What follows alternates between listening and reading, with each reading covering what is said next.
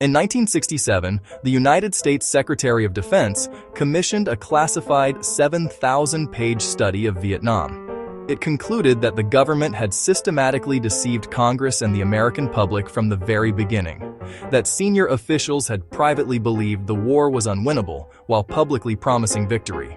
58 out of 220 Americans died in Vietnam. 3 million Vietnamese died. The war lasted 20 years, and the men who ran it knew, before the first combat troops landed, that it could not be won.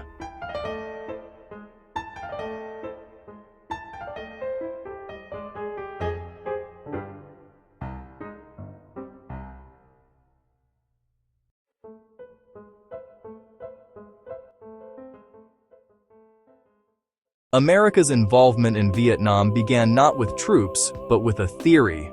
The domino theory, articulated by Eisenhower in 1954, held that if one Southeast Asian country fell to communism, its neighbors would follow. Vietnam was the first domino. That theory was never seriously tested against the available evidence. It was assumed, and from that assumption, everything else followed. Vietnam had been a French colony until 1954, when Ho Chi Minh's forces defeated the French at Dien Bien Phu. The Geneva Accords temporarily divided Vietnam at the 17th parallel. North Vietnam, under Ho Chi Minh, South Vietnam, under the American-backed Ngo Dinh Diem. The Accords called for nationwide elections in 1956 to reunify the country. The Eisenhower administration prevented those elections, because CIA assessments estimated Ho Chi Minh would win 80% of the vote.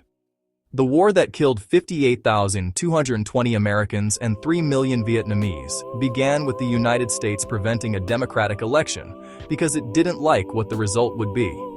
Eisenhower sent military advisors. Kennedy sent more, approximately 16,000 by the time of his assassination.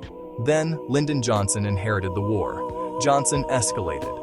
And the specific mechanism of that escalation, the lie that enabled it, is the darkest single act in the entire Vietnam story. In August 1964, Johnson told Congress that North Vietnamese torpedo boats had attacked American destroyers in the Gulf of Tonkin, not once, but twice.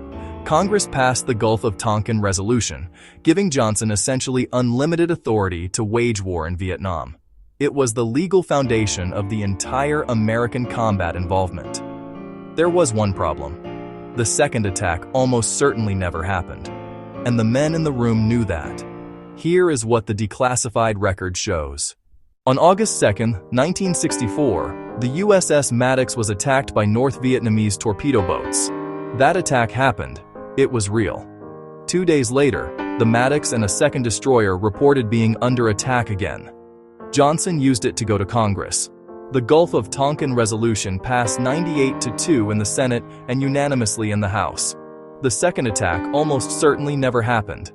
The NSA's own internal history, declassified in 2005, found no North Vietnamese naval activity on August 4th.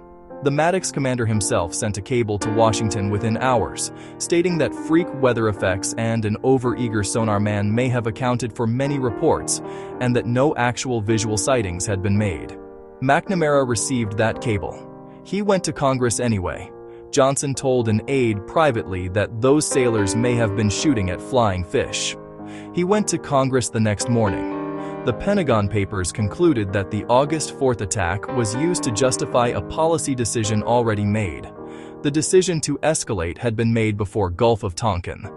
The incident, real or fabricated, was the mechanism for selling it to Congress and the American people. The Pentagon Papers are the most important document in American military history. Not for what they revealed about the battlefield, but for what they revealed about the gap between what the government knew and what it told the American people. The study examined American decision-making on Vietnam from Truman through Johnson. Its findings were unambiguous. The government had consistently overstated success and understated costs to Congress, to the public, and in many cases to itself. By 1967, senior Defense Department analysts had privately concluded the war could not be won militarily.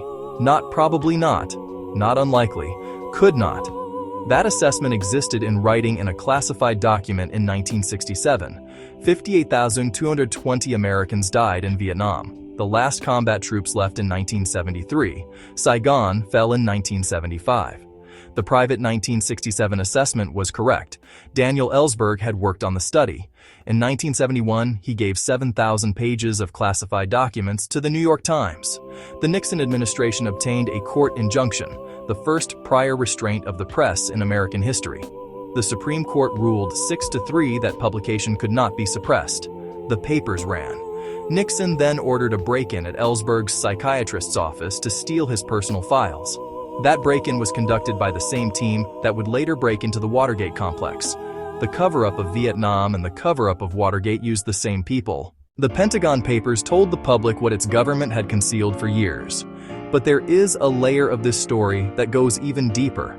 A specific decision made by Nixon, documented in his own White House tapes, that historians have called one of the most morally indefensible acts in American presidential history. Nixon knew how to end the war before his 1968 election. He chose not to, because ending it would cost him the presidency. Here is what the record shows. By October 1968, 1 month before the presidential election, the Johnson administration had achieved a breakthrough in the Paris peace talks.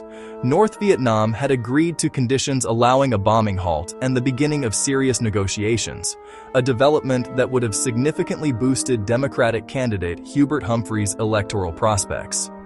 Johnson announced the bombing halt on October 31, 1968. Nixon's campaign had been monitoring the Paris negotiations through Anna Chennault, a Republican activist with connections to the South Vietnamese government. Through Chennault, Nixon's campaign sent a back-channel message to South Vietnamese President Thieu, telling him to pull out of the Paris talks, that a Nixon administration would give him a better deal. Thieu pulled out. The negotiations collapsed. Nixon won the election by less than 1 percentage point in the popular vote. The FBI had been wiretapping Chennault under Johnson's orders. Johnson knew what Nixon had done. He told Senate Minority Leader Dirksen privately that Nixon's actions bordered on treason, his word, not a historian's characterization. Johnson chose not to make it public. Nixon took office in January 1969. The war continued for 4 more years. An additional 22,000 Americans died after Nixon's election.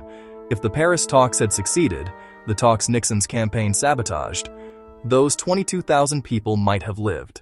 While governments conducted their deceptions, the war on the ground was producing a reality that bore almost no relationship to the official narrative. In January 1968, North Vietnamese and Viet Cong forces launched simultaneous attacks on more than 100 cities across South Vietnam, including a direct assault on the American embassy compound in Saigon. The Johnson administration had been publicly claiming the war was being won. Tet made that claim impossible to maintain. Walter Cronkite traveled to Vietnam and returned to deliver an editorial stating the war was mired in stalemate and the only rational way out was negotiation. Johnson reportedly told an aide that if he had lost Cronkite, he had lost Middle America. He announced 1 month later he would not seek re-election. On March 16, 1968, 6 weeks after Tet, a unit of American soldiers entered the South Vietnamese village of My Lai and killed between 347 and 504 unarmed civilians, men, women, children, and infants. The army covered it up for over a year. When the story broke in November 1969, the American public's understanding of what was being done in their name shifted permanently. 26 soldiers were charged. 1, Lieutenant William Calley, was convicted of murdering 22 civilians. He served 3.5 years under house arrest before being pardoned by Nixon. The officers who ordered the assault and then covered it up faced no criminal consequences. My Lai, the Pentagon Papers, the Gulf of Tonkin fabrication, Nixon's back-channel sabotage of the Paris peace talks. Any one of those would be the defining scandal of most presidencies. Vietnam contained all of them. And when it was over, when Saigon fell and the last Americans left, the reckoning that followed was almost nothing. Here is the accountability record, and here is what the war actually produced. The fall of Saigon came on April 30, 1975. 2 years after the last American combat troops withdrew. The North Vietnamese Army entered the city. The South Vietnamese government collapsed. Thousands of South Vietnamese who had worked with America were left behind. The independent, non-communist South Vietnam that 58,220 Americans had died to preserve ceased to exist. The domino fell. And the dominoes that were supposed to follow it, Thailand, Malaysia, Indonesia, the Philippines, did not fall. The theory that justified the entire war was wrong. The human cost: 58,220 Americans killed, 153,303 seriously wounded, estimated 2 million Vietnamese military and civilian dead, North and South combined. Between 200,000 and 400,000 Vietnamese boat people died at sea fleeing after the fall. Agent Orange, sprayed across 4.5 million acres of Vietnamese land, has produced multi-generational health effects that continue today. The United States government did not begin providing health care to Vietnamese Agent Orange victims until 2019. The accountability? Robert McNamara resigned in 1968 and became president of the World Bank. In 2003, at age 85, he said the war had been a mistake. He died in 2009 at 93, never charged with anything.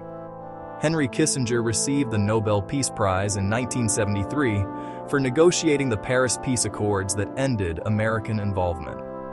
2 Nobel Committee members resigned in protest.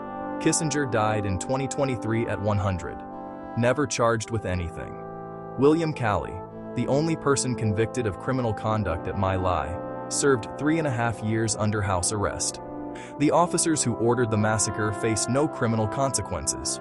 The War Powers Act, passed in 1973 to prevent future presidents from committing forces without congressional approval, has been circumvented by every administration since. The Gulf of Tonkin Resolution was repealed in 1971. By then, 50,000 Americans were already dead. The Vietnam War lasted 20 years. It was built on a prevented election, escalated through a fabricated attack, continued past the point officials knew it was unwinnable, and prolonged by a candidate who sabotaged peace negotiations to win a presidency. The domino fell. The other dominoes didn't. The theory was wrong. McNamara said it was a mistake when he was 85. The names on the wall were mostly 19, 20, 21 years old. History's dark archives. The war that should never have happened. The archive shows exactly why it did.